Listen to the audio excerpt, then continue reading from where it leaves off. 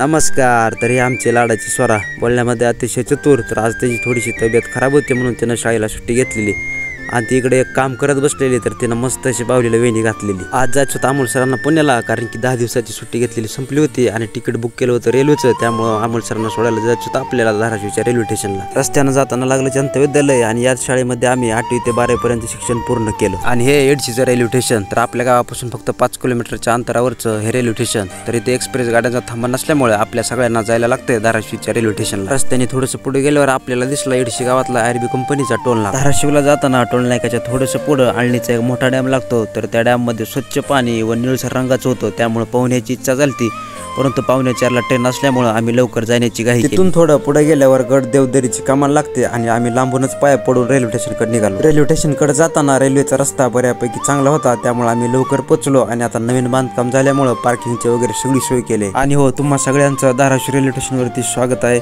तर तिथून आम्ही प्लॅटफॉर्म नंबर 1 वरती जाऊन थांबलो आणि थोड्या वेळ ट्रेनची वाट बघितली. तर थोड्याच वेळात हरंगुळ पुणे एक्सप्रेस गाडी प्लॅटफॉर्म नंबर 1 वरती येऊन थांबली. अमोल सरांना ट्रेनमध्ये बसवलं आणि तिथंच थोडा वेळ थांबलो.